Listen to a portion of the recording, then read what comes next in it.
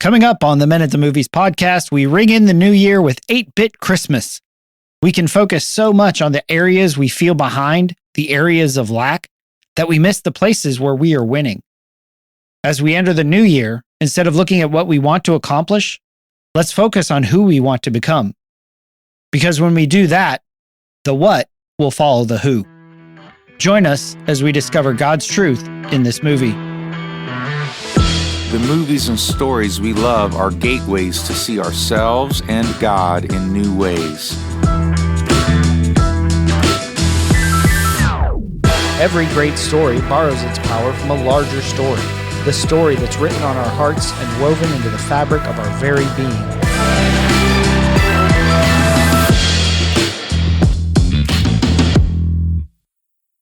Happy New Year and welcome to the Men at the Movies podcast. My name is Paul McDonald, and joining me, wrapping up our celebration of the Christmas season with her choice. Obviously her choice. It's not an 80s movie, but it comes pretty dang close.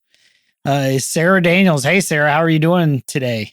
I'm doing very well, thank you. Yes, not an 80s movie, but takes place in the 80s. So I'm going to get the 80s in there any which way I can, man. You know?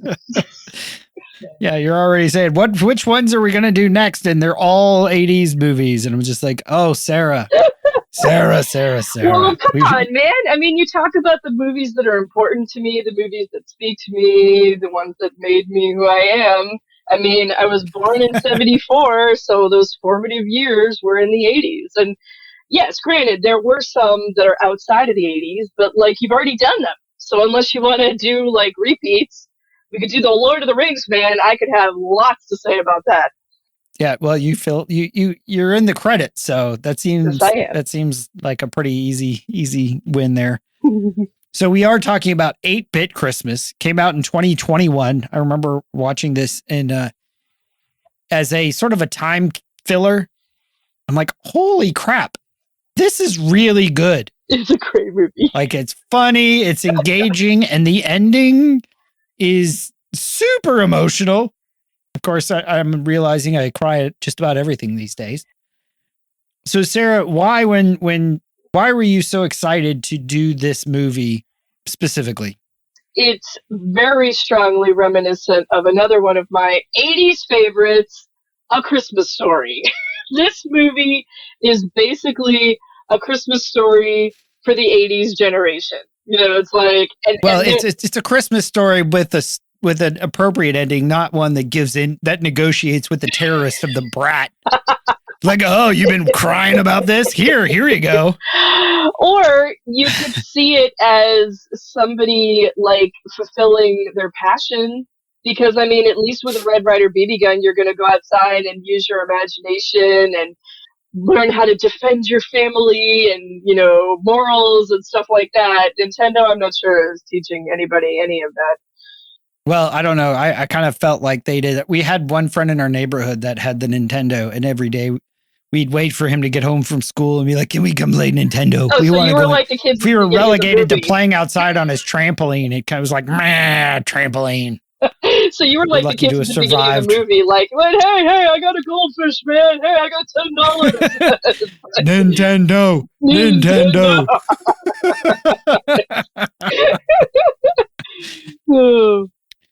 So if you haven't seen it, it is on what was formerly known as HBO Max, is now just Max. And like I said, what I enjoyed the most about it was the kid didn't really get the Nintendo at the end of the movie. Spoiler alert. I feel like spoilers should be like, people should understand, if I'm going to listen to a podcast about this movie, they're going to talk about the movie. Yeah, it's pretty much a given. Spoilers abound. I mean, like, that's what I do. Going back to the Big Lebowski language. That's what I do with my blog. I mean, I do put, by the way, it's going to be all spoilers from here on out, just in case somebody's new to my blog and they don't know that. But I mean, yeah, if I'm gonna talk about the things that impacted me, then yeah, there's gonna be some spoilers. So, you know, it happens. Watch the movie. Yeah. Or just listen to us and realize we're gonna tell you what happens. Yeah, that too. That could be easier. So, this is gonna sound super weird, probably, but I really let God set the schedule for things. And so, I mean, you guys have no idea how often movies change dates, how conversations change, even midway through. There's like, oh, we didn't even talk about this in our prep work. And it's just, to me, it's the leading of the Spirit.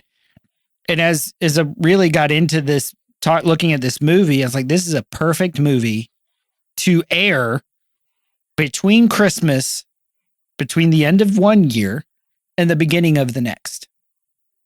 Because the core of this movie is this kid, Jake, pines, works, does all this stuff to try to get a Nintendo. Doesn't get it, but gets a tremendous gift from his dad instead. And I think that's the sort of the core of our discussion, is how we've experienced that, or those aspects of it, sort of those particulars, if you will, of here's how we feel. Like, I need this to be complete, to be satisfied, to be fulfilled, to be whatever. I need this to have life. If I don't get it, it's death. And how we've seen God actually provide life through what felt like death. Yeah. Which sounds like such a super fun ride. Well, I mean, like I was saying to you before we started, I mean, it's like, I hate to keep turning my podcast episodes into Sarah's singleness therapy, but I mean, that's a good example of, you know, like something that I wanted really, really bad. And I still do desire it, but you know, I've let God into it, more so now. But there was a period in my life where that was all I wanted. Like, all I wanted to do was get married. And I tried like everything. I had my friends set me up on blind dates. I tried dating websites, you know, like I tried everything, you know, and you tried worked. Selling wreaths door to door. Yeah, maybe you could meet a dude that way. Door, trying to meet guys that way. You know, like I went and tried to buy them at the store, and they but you know, but nothing that I did. And I worked really hard. You know, it's like I'm watching Jake do all this. I worked really hard to try to make it work, and nothing worked. Nothing worked. And then I went through the period of like, oh, well, I've just got to wait, and God's going to bring it to me, you know, like Santa Claus on Christmas, you know, like right. Be there, you know, and stuff. And nothing happened, and nothing happened, and nothing happened and stuff. And so, yeah. And I felt, and meanwhile, I'm watching all of my friends get married, start to get pregnant, have kids, you know, like, and I just felt like I was going to die if I didn't get married and stuff. I felt like I was going to be a loser. My life was going to be incomplete, that there was like nothing to live for if I didn't get married, you know, and stuff. And it just ballooned so much out of proportion at one point in my life, you know, like it was really like all I was thinking about. And I totally missed for such a long time what God had for me. No, I don't want to say instead, but other, you know, this other thing that God had for me, which was developing, like, going to this whole new level in my relationship with him, and like giving me, like, well, I don't want to say giving me, but like reawakening this passion for writing in my life, which was really on the back burner. Like, I didn't pay attention to at all. And realizing that I could like do something with this and write books and get published. I mean, I'm not published yet, but I'm believing that it's going to happen someday. I'm working towards it. But yeah, so that was something that was totally, you know, like unexpected, like the treehouse at the end of the movie, you know, and God just kind of brought that out and said, hey, I want to do this with you. This is going to be our thing. You know, like, we're going to do together. We're craftsmen. We're going to leave our mark on the world, you know, and stuff. And I just, you know, I loved that, you know, and so it is still a desire of my heart to be married and stuff. But for right now, I'm just enjoying doing my thing with God, you know, and leaving our mark on the world together. Awesome. And that's not something that comes really easily. Yeah. Like it's a huge challenge. And we'll actually dive a little bit more into some of the particulars for both of us as we go along. But that's sort of the arc of this is we want to look back over the year, see where we feel like we're winning. Like take a good hard look at that. I'm giving you the action items up front, and we're going to talk about them again at the end. Spend some time over the next couple of weeks as the new year begins. Where did you win last year? Where do you feel like you're behind? Where do you feel like it's not working out? Like ask yourself those questions honestly. Take them to God and ask God to show you. And because I did this practice, and we'll talk about it towards the end, where I was actually shocked because I focus so much on where I feel behind, where it's not working, that I completely lose track of where I'm winning. And the funny thing is, like, I'm winning in areas I'm prioritizing, which is shocking. And so I think that's one reason why the end of the year is packed so much pressure, because we do either intentionally or not sort of evaluate our year. Was it a win? Or are we sort of happy to be over with it? And then throw all of our eggs in the 2024 basket. Say, oh, I didn't do it last year. I'll do it this year. Mm-hmm. And we're going to say, we think there's a better way to go about this transition. So there's 3 scenes that we're going to hit that sort of our tent poles that hold up kind of what we want to talk about today. So Sarah, you had mentioned before that in preparation for Christmas, because Christmas can be crazy, yo. Mm-hmm. It can be parties and pressure and gifts and everything pulling attention on you 24/7. So by the time you get to Christmas and New Year's, you're just exhausted. So what is a practice that you did to try to maintain your sanity through that time period? So I started noticing probably about 3 or 4 years ago that as I was making my way through fall and heading towards December, I was starting to inwardly cringe and tense up at the thought of Christmas, which really bothered me because I really enjoyed Christmas growing up. Christmas was like, I think a lot of people did, as kids, but Christmas was one of my favorite things growing up. And it wasn't just the presents, like it was the whole season, the smell of fir trees and making cookies and, decorating a beautiful tree and driving around and seeing lights and, and all of those wonderful traditions. And it just had such a wonderful, magic and mystery to it and stuff. And I felt like my months of Decembers in the past few years have just amped up so much with so much going on. Like all of that had been choked out and was on the verge of being lost. And I really hated that. Like I didn't like that at all. And I didn't know what to do about it, because I still had stuff to do, that wasn't really going away. But it had gotten to the point where even the fun things that I had in my schedule, like people inviting me over for parties and gift swaps and, Christmas carol sayings and things like that. Even I wasn't even getting joy from the fun things because those things just felt like other things that I had to do, so I found this book, and I think I just randomly came across it on Amazon maybe, but it's called Shadow and Light, A Journey into Advent, and it's by Tish Oxenreider. And it's basically a book. It gives a little bit of the background of what Advent is and, how it got started. And it uses lots of scripture, but it gives you readings for weekly, Sundays of Advent. And then if you want to do every day, it has that as well. But it focuses on expectation, preparation, anticipation, and joy. And every reading has, some scripture to read, and then it has suggestions for music and even art, so you're kind of satisfying all of your senses there.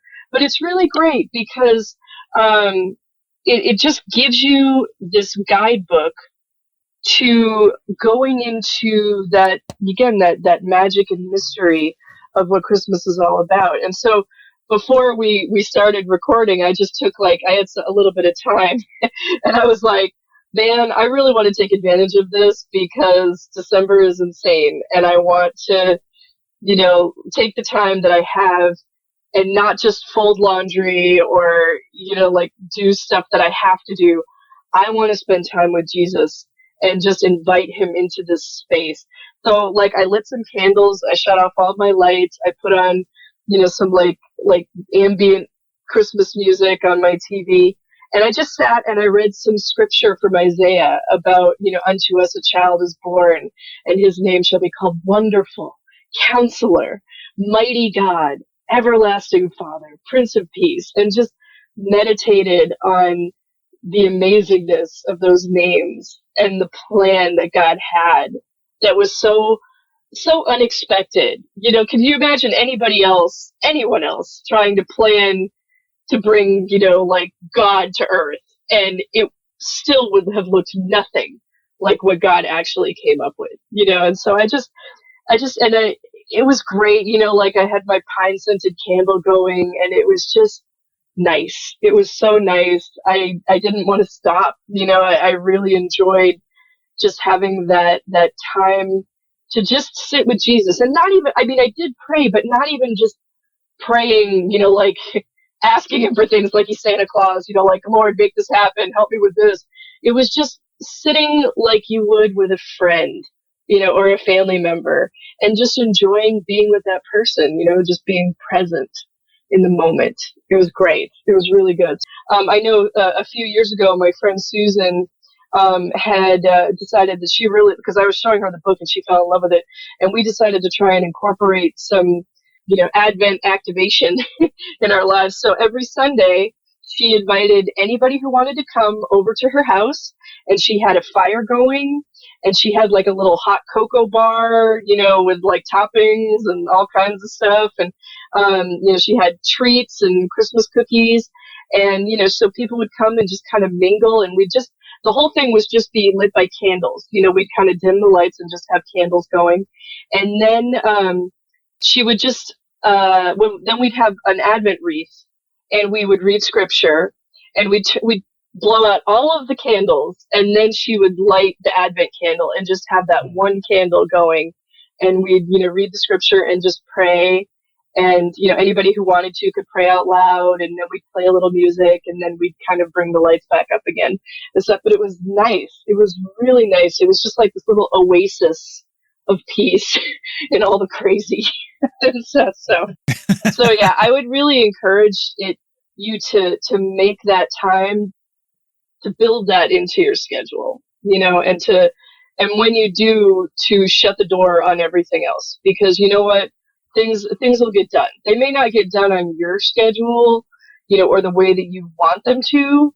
It's great. It's a really, really precious thing, and I'd highly encourage anybody interested. What Sarah is describing is not an Advent way of life. I think the holidays around Christmas are just a microcosm of the year that we experience. Yeah. Because heading into January, there's this sense that, well, now I have to hit the ground running. I've got to go. I've got to, especially if you might have taken some time off around the holidays, I got to go catch up from all the emails I missed. I have to get to the gym. And one of the, that's right. The gym will never be more crowded as it is this month. Yeah, seriously. But there's a couple ideas that I just sort of hold on to. Is if you died today, the world's going to keep spinning. Mm-hmm. Your job's not really going to miss you if you disappeared. And so give yourself freedom to do like Sarah said and carve out some time. It might be 5 minutes. It might be 10 minutes. It might be an hour. But take that breather. Find some space in a world that is going to tell you to rush, rush, rush. You were talking, Sarah, about your idyllic childhood. And it reminded me of the scene from the National Lampoon's Christmas Vacation. Oh, yeah. Towards the end, and Chevy Chase's character Sparky's, he's in the back, and his dad comes in. He's like, "You gotta get yourself together. You're ruining Christmas." He's like, "How'd you do it, Dad? Every Christmas was awesome." He's like, had a lot of help from my friend Jack Daniels. And that's not really what we want. Although my wife and I, we ended up at a parade. We were going to a show and there was a parade going on and we were watching it for about 20 minutes before we went into the theater. And she's like, oh, we should bring the kids to a parade. I was like, no, that is terrible. Because as a child, your remembering of a parade is much different than an adult, where the kids want to be on your shoulders, but then they keep leaning over and they keep throwing their mittens and their socks and they're breaking your back and your shoulders and wanting to change people every 5 seconds. And it is a miserable trying to herd cats and monkeys all at the same time sort of experience. And this year for Christmas, we went what I'm calling a little minimalist, because my wife is in school. She's getting her doctorate. She works full time. She's got other things, other demands. And I knew we were in trouble when I went away for a retreat the weekend before Thanksgiving. And I came back and there were no Christmas decorations up. It was like I was gone for like 5 days. The Christmas decorations were in the living room. They're just in their boxes and stuff, but nothing had been put up. And I was like, oh, this is like DEFCON 5. This is bad because she loves Christmas. And so for me, that was sort of a check engine light of, wait, things are not going well from the things that matter to her. Like if she is so stressed and so burdened that she feels the pressure, she can't put up the Christmas decorations, that's telling me a lot where she's at. And so I told her, I was like, hey, we're going to go minimalist. We don't put the pressure on to do everything perfect. And really the thing, and I want to pull our first clip, and it's from this scene where the dads send out Jake to go pick up the poop. And there's this funny old little discussion about where the dog, why they have the dog, how much poop the dog makes. And the dad gets sort of tired of all the kids complaining about it. And he says, look, son, just take a deep breath. And I think for us, as we're transitioning from one year to the next, some of the most helpful things for us can be to take a deep breath. Mm-hmm. Come here. Come here. All right. Take a deep breath. Go ahead. You smell that? Poo? No. Fresh air. That's all we had, and we loved it. When I was your age, we didn't have Nintendos. You know what we did? We built forts in the woods. We'd gather up old lumber and siding and whatever we could find. We'd build like watchtowers and rope ladders. Trapdoors? Yeah, we built trapdoors too. Cool. Yeah, it was cool. Yeah, we work on it all year round too. Kind of like the house. Yeah, kind of like the house. Yeah. Cry in a bucket. That dog poops a lot. Yeah. Hey, don't worry about behind the shed. Just get the ones around the house, okay? And then when you're done, you can varnish these old hockey sticks. Why? Because they need to get done, that's why. Come on, Dad. You think I like paying taxes and talking to our neighbors? Oh, but you gotta do it. I don't like doing that stuff. Careful with the varnish. Careful with the varnish. What am I gonna do, drink it? I don't want to be careful. We know from the end of the movie that what's behind the shed is a giant tree fort that the dad is building for the son. And the hockey sticks he's varnishing are going to be his ladder. Yes. And there's a certain, like, the dad doesn't really put up with, he's like, this is what it's like to grow up, to be a man. Yeah, there's stuff you have to do. You don't want to do it. And in our Christian life, in our walk with Jesus, there's going to be stuff. He's like, Jake is like, I want a Nintendo. And the dad says, no, you're not going to get a Nintendo. Go pick up poop. You're like, I don't want to pick up poop. Somebody has to do it. And that somebody's going to be you. And he's, well, why am I doing this? And what he's, like you mentioned, he's varnishing hockey sticks for a gift his father's making him. He's participating in the gift even without knowing it. Love that.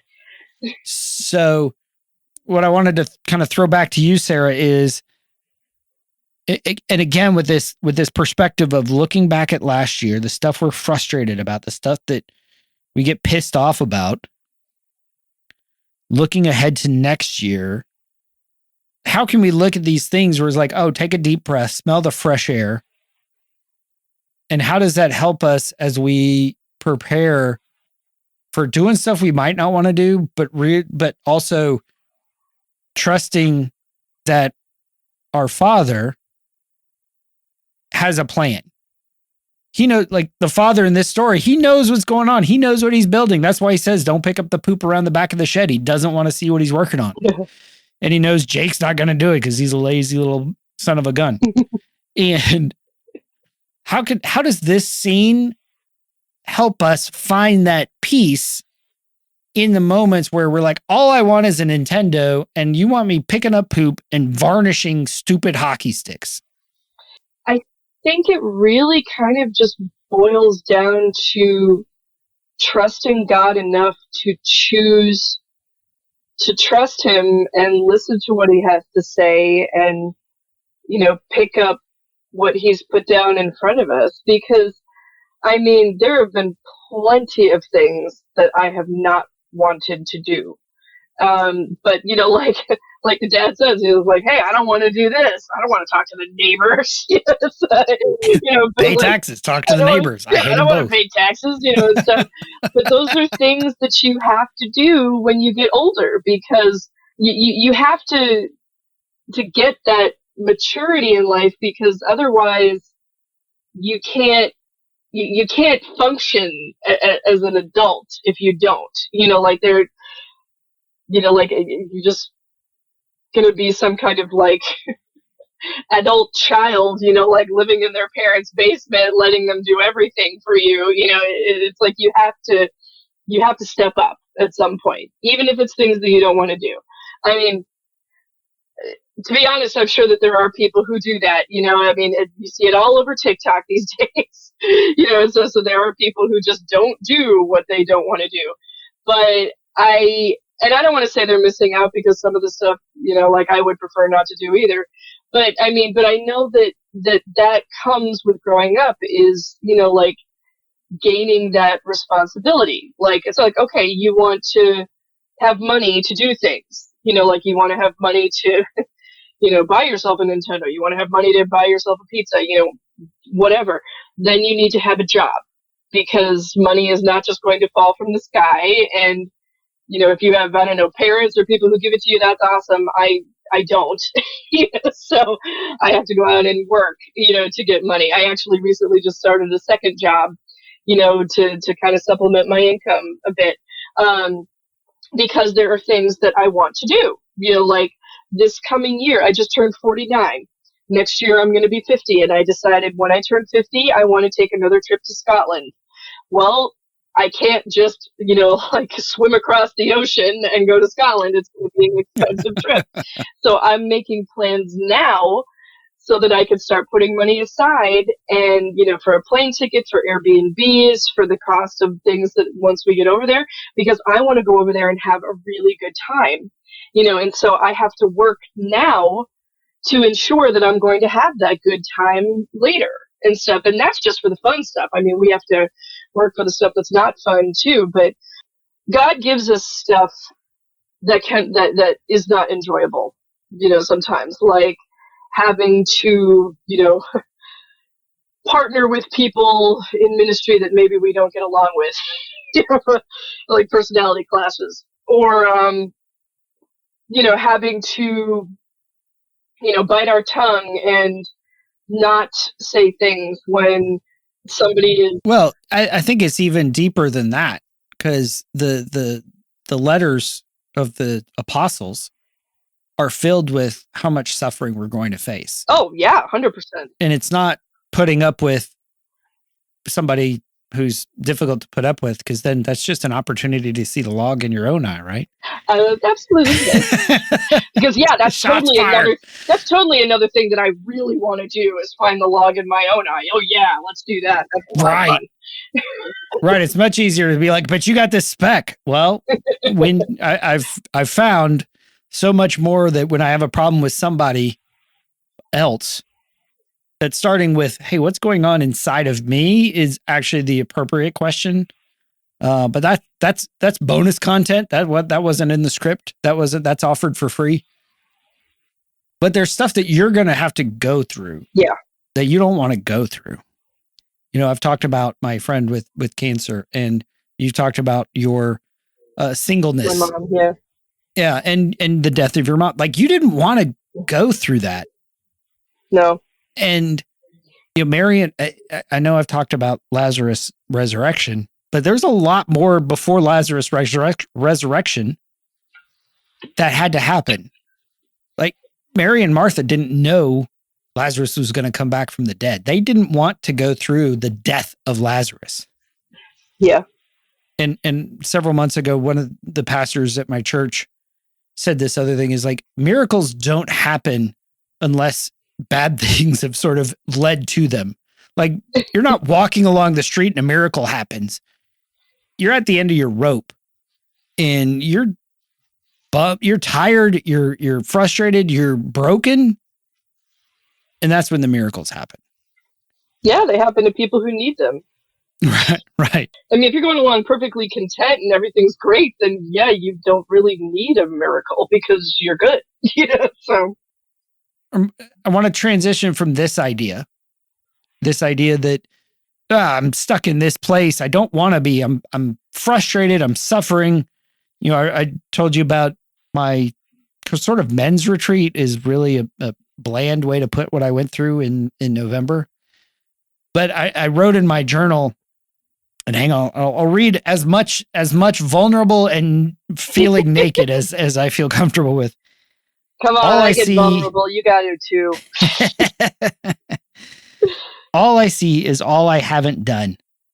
I feel like a disappointment. When I look at my life, I see so much disappointment, how things didn't work out or weren't working out the way I hoped. And then I go on to list like a bunch of different things. And it's very easy at the end of the year. I mean, this sort of the natural way. I mean, you find yourself in this predicament, this situation, this context any time of the year. But I think it's predominantly in the end of the year, and that's why all these resolutions get made. I don't like where I am, so I'm going to do this to get there. And so that's what Jake actually has, is he's like, I don't like having to go over to Timmy Keen's and beg to play Nintendo and all this stuff. He's a jerk. He's like, if I had a Nintendo, all my problems would be fixed. And so this next clip I'm going to play is he's in a toy store. He's been trying to help his sister Lizzie find a Cabbage Patch doll, but they get there and they're all sold out and she's crying and he's feeling a little sympathetic. He's feeling a little brotherly until he sees the Nintendo that starts talking to him. Kind of made you want to go over there and wipe her tears and give her a big hold on a second. Hello, Jake. Who said that? You know who. Nintendo? That's right. Come over here. I've missed you, Jake.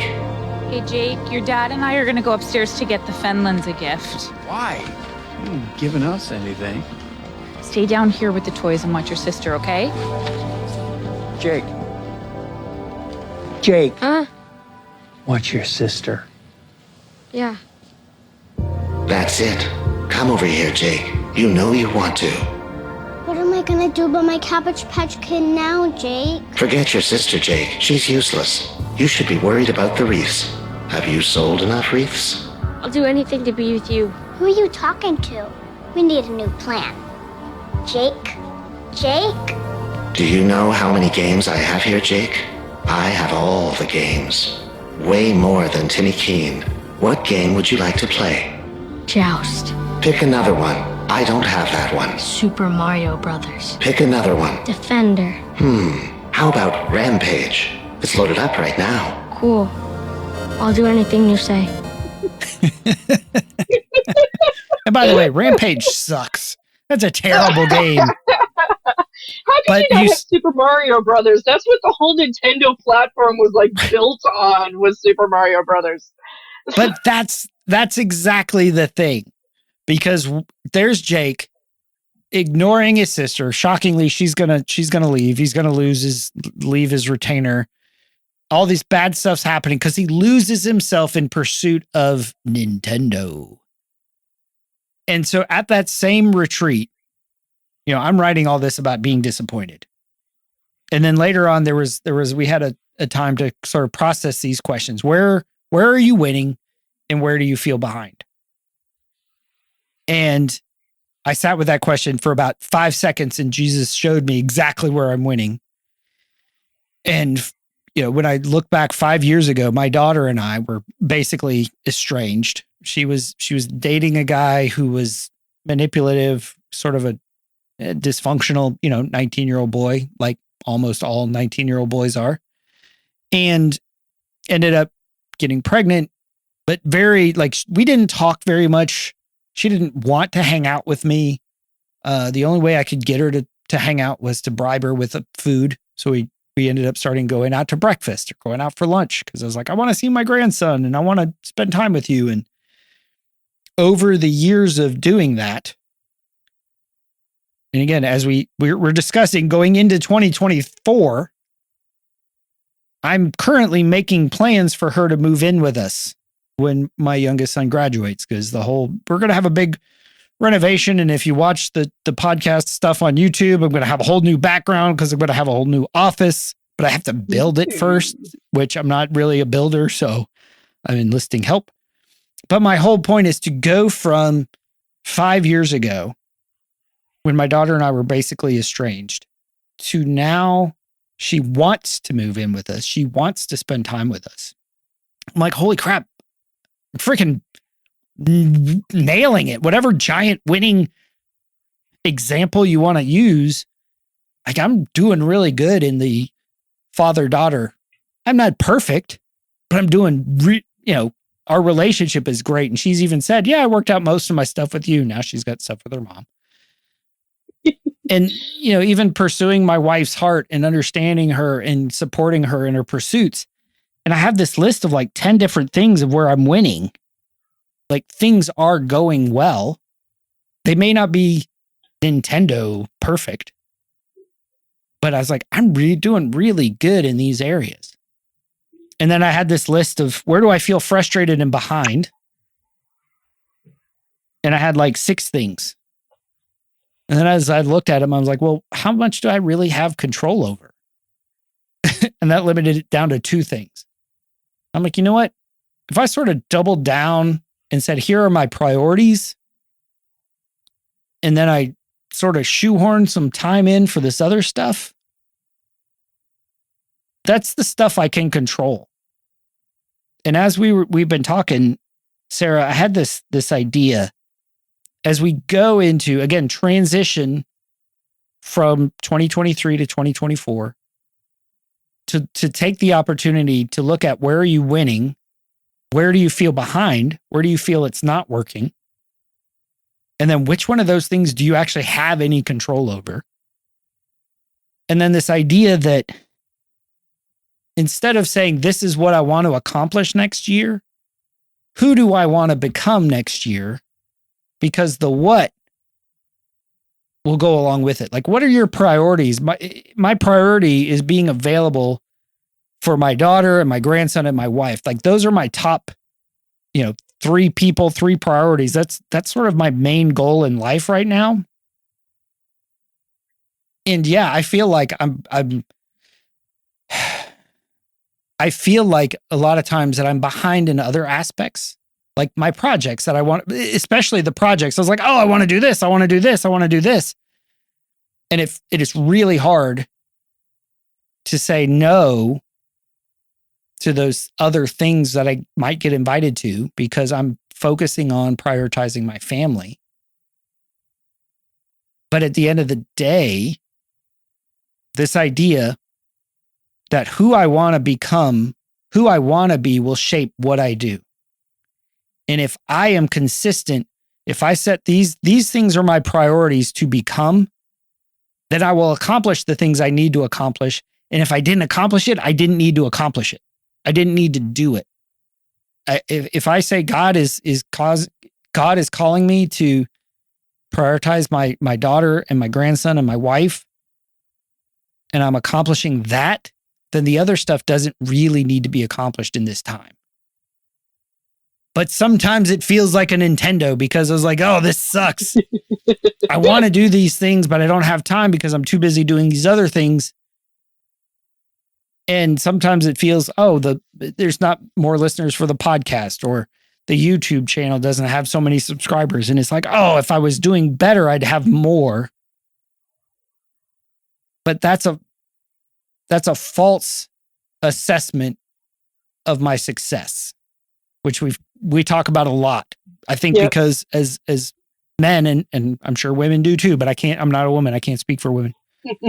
That measurement of success, like you mentioned earlier, that idea of being published. Yeah. Like, oh, if I was only a published author, right? If I only get married, then all my problems go away. Oh, yes. Yes. Looking forward to that day. Yes.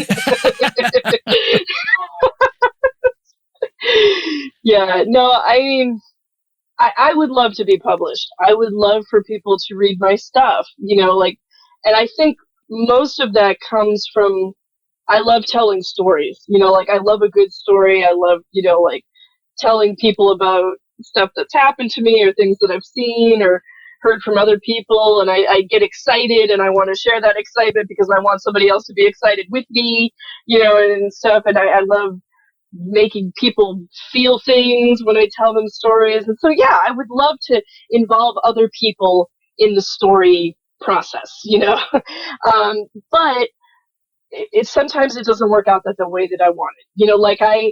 I was supposed to submit a short story to an anthology, and I had the story written, and I was working with the editor for the anthology, and she sent it back with some suggestions. I rewrote it, sent it back in. She sent it back to me again. I rewrote it again. So we went back and forth like 3 or 4 times, and finally she sent me an email saying, look, I'm really sorry. I know you've worked really hard on this, but I don't think we're going to be able to use your story because, this is the deadline and we feel it still needs work and it's just not going to fit into our anthology. And I was crushed because I busted my butt for 6 weeks, and put so much work. And I tried so hard to give them what they wanted and stuff. And then I had to stop and think for a minute. And I was like, okay, so was I doing this for fun because I love writing and I love telling a story and I have a passion for that? Or was I doing it because I'm trying to please these people and give them what they want so I'll get, like affirmation and stuff from them, and stuff. And then I was like, okay, well, and one of my wonderful friends, Troy Hooker, love you, my friend. He's like, this does not define you or your writing. You are a great writer, and God loves partnering with you in writing. And because these people said that your story doesn't work for their anthology doesn't make your story any less. It doesn't mean your story's crap, and stuff. It just means it wasn't what they were looking for. And now you have a wonderful story that you put a lot of hard work into that you can use somewhere else. That's all. And I was like, oh yeah, okay. Yeah. And I mean, like I crank out blogs on my blog like once a month, and like a bunch of them, I'm sure, for movies that people have never even heard of, or maybe have zero interest in and stuff. But they're movies that spoke to me, that God showed me stuff in. And I almost never get comments, on any of the blogs that I write. I have no idea if anybody's even looking at them. And I've had friends be like, oh, well, you should monetize it and you should add ads and you should do this and do that. And I'm like, no way. That is not why I started this blog. I started this blog because God shows me cool stuff in movies. And I want to teach other people how he can do that for them too. And if it means that they'll read my blog and go back and be like, man, I never saw that in this movie. Now I have to go back and watch the movie again. Then my work here is done. And I don't care if I get comments or not, and I don't care if I make money or not on the blog. I don't even care if nobody knows anything about me, about who's writing these at all. I just kind of have this picture in my head that, someday somebody is going to be wandering through the internet, and stumble across my blog and just read something that God's really going to speak to them through. I think that would be awesome, stuff. And so that's why, and maybe it'll never get big, and that's fine too, but I have fun doing it. Well, I love your story because it's really easy in Christianese to pivot quickly and be like, oh, well, I didn't get it. Jesus had other plans. Yeah. And still trying to keep this PG. And that's garbage because Jesus cares about our hearts. But we could pivot and sort of diminish the disappointment, or we can magnify it and say, oh, I'm a failure. I'll never write. I'll do all this and that.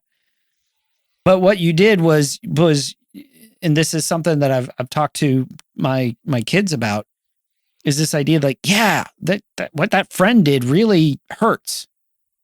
You can either hold it against them or forgive them. But this idea, you should get over it. You should not worry about it. It's not a big deal. I hate that, when I say, hey, I'm really sorry. Will you forgive me? And they're like, it's not that big a deal. It's like, no, it is. Yeah. My impact, your impact, that what the work, the disappointment matters to God. Just like it would matter to when, you see your son, walk in the winning run in a baseball game, or give up the winning touchdown in a football game, or fail a test.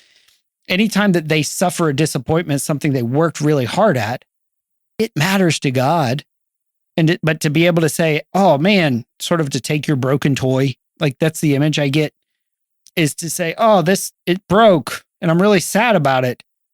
And to go to him with it and to be encouraged, just like Troy did. And, we love the hookers here. And so, but that's a beautiful story of how we even need to take the year, say, you know what? I am disappointed this didn't happen, but it doesn't define who I am. Was I walking with God in this? Was I trusting God in this? Not what were the results, but was I faithful to the calling that he gave me?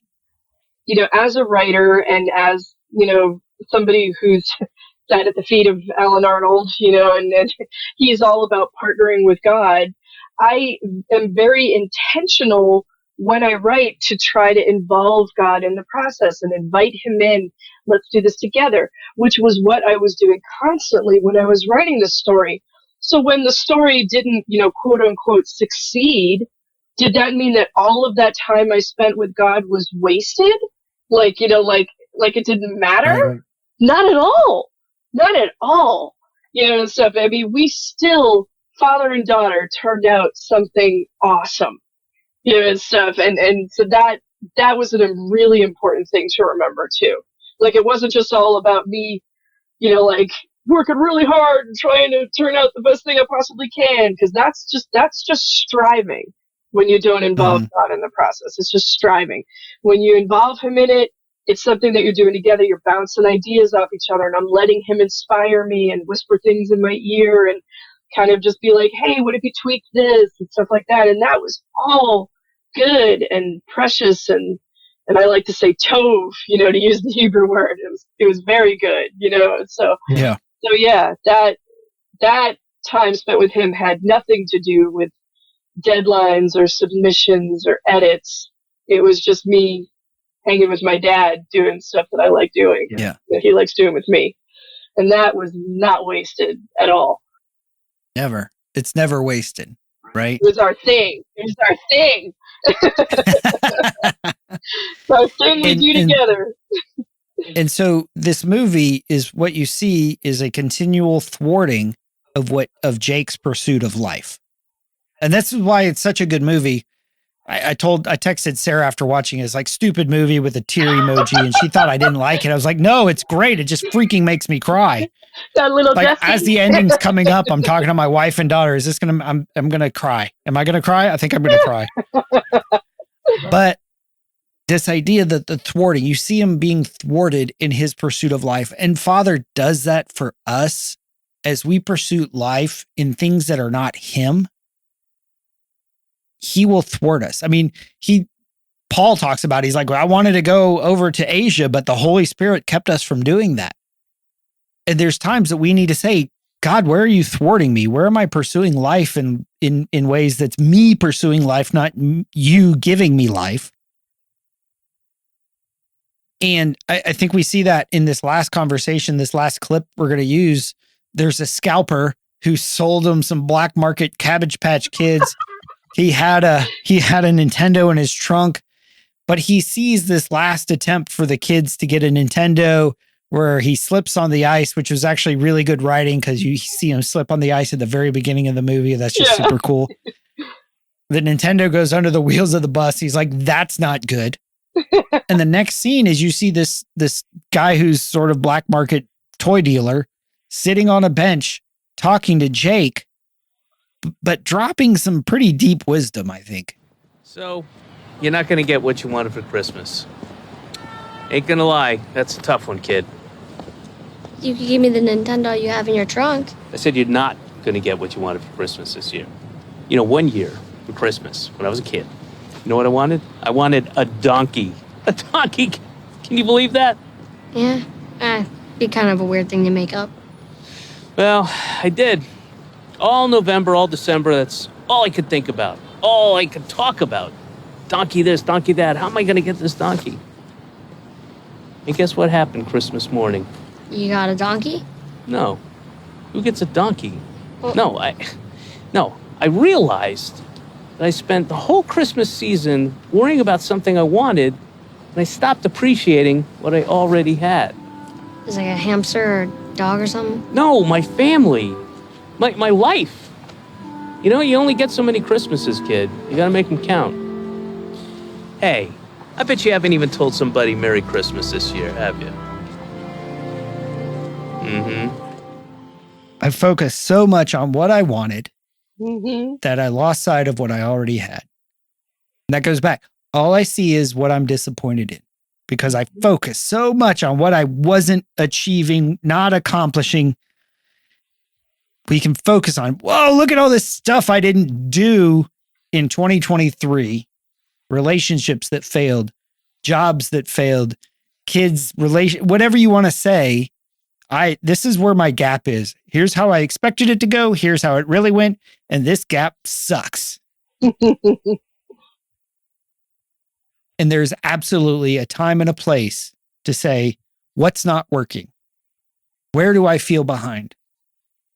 Because we can take that like you did with your story and say, God, this hurts. I thought that this would be really cool. I thought that I would get to share my story.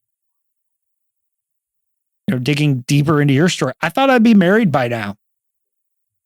But another year's gone by and I don't feel any closer to that. I haven't written my book in months. Podcast audience hasn't grown in months. It's plateaued for like the last year and a half. And to say, oh, I feel behind. I feel this is not working. I feel like I'm failing. But then to take another step and say, well, wait, where am I winning? What relationships are most important? What really matters? And that's a good question. What really matters? Mm-hmm. And when you say, hey, this is what really matters. You know, I love those, the 5 things people basically don't say on their deathbed. I wish I spent more time at work or staring at the computer or playing on my phone but the thing is, we have a chance today to do those things, to take a minute or an hour like you did, make some really cool, cozy setting, especially, you know, January is pretty cold in most places. My brother's in Texas, so it's like, you know, spring there. But to take some time and say, you know what?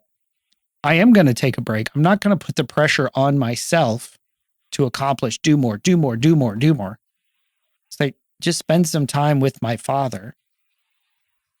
Just to spend time. We're so goal oriented and outcomes focused that we feel behind even when we're right where we're supposed to be. And that's where Jake was. He's like, have you even wished anybody Merry Christmas? You're so concerned about getting that you're missing the fact that your dad is building a giant tree fort in your backyard for you. That's going to be, as you love, your thing is going to become the thing and is going to become a place where his daughter loves it. When they go to the grandparents, it's her favorite place to go. And the most important thing is because dad's not going to be there much longer. Yeah. Because he's not in the final scenes. He's gone. The story doesn't say when he dies, but dad's not there. Because our time on earth is short. So spend it wisely. Yeah. I love how it like circles back at the end and, you know, you find out that this tree fort thing, I can't even believe that he missed that his dad was building this in the backyard. I mean, it just shows you how obsessed he was with video games, you know, and stuff, and always going out the front door to go to his friend's house to play video games. The fact that he missed that this was literally happening right outside his window, and he didn't even see it, you know. But that this thing that he wasn't even interested in, like he was talking about varnishing the hockey sticks. This is your thing. You know, I don't care about this, you know, and then it turned into this thing that was their thing that they did together, and how the camera goes all over the house and you see the two J's, John and Jake, and John and Jake together on everything that they were together. And then it even goes further than that, and it goes down to the next generation where he and his daughter can enjoy it together, you know, and then it's her favorite place when he goes to the grandparents and stuff. And I love that they built a tradition that his father left a legacy and stuff. And that's something that I think about a lot, you know, being a single person and, you know, not having kids of my own.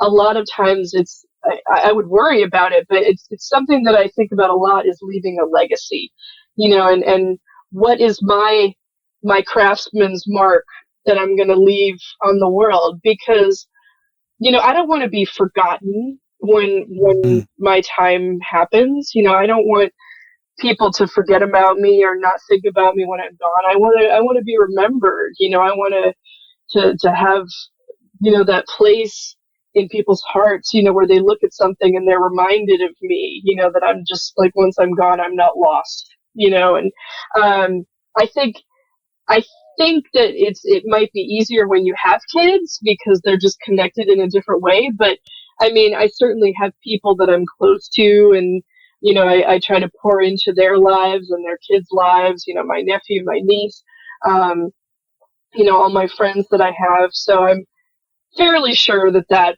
won't happen whatever my time, you know, ends up being and stuff. But I do definitely want to leave my mark on the world, because I think that is what God puts in all of us, is that passion to partner with Him, you know, and whatever that passion is that He's given us to do, and to just enjoy spending time with Him, doing it, and to just leave our craftsman's mark on things. And whether that's, you know, writing or woodworking or whatever God's given you to do, you know, He just really wants you to stop looking away at all of the distractions and everything that the world tells you that you need, you know, and listen to what He's inviting you to and inviting you into, that is going to leave a much longer lasting legacy than anything else that the world can offer. For sure.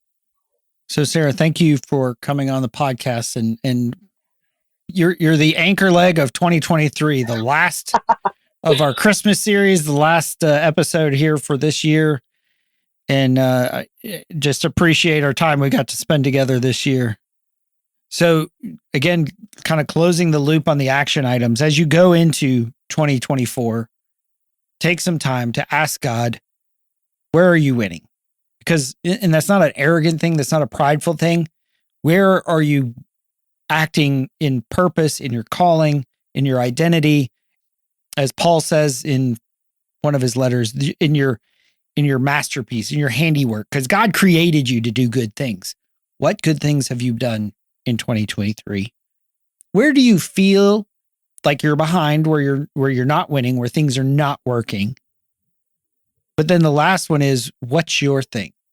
Like, ask God, spend some time, pray, and say, what's our thing, God? What's our thing? Sarah mentioned, the candles and the music. For me, sometimes it's just going up and hanging out in the mountains. That's just sort of a special time with God where you feel connected. And it could be in work. It could be coaching Little League. It could be, cooking dinner for your wife. There's infinity options because God is an infinite God. Mm-hmm. But ask him, say, hey, what's our thing? And then go do it. Spend more time doing that this year. And what you'll find is as you pursue that thing, as you pursue who you are and say, this is who I am, so this guides what I'll do, you'll reach the end of next year in a much better place than you started. So this has been Paul McDonald and Sarah Daniels talking about 8-Bit Christmas. We hope you guys had an awesome Christmas season. Have an amazing new year. And we'll see you kicking off the new year, kicking off 2024, talking about the Band of Brothers HBO series as sort of a roadmap to our masculine initiation. So don't miss that. That's going to be incredible. So we hope you join us next time here on the Men at the Movies podcast. Something inside has been awakened. I can no longer be who I was before. But if I am no longer who I was, who am I to be?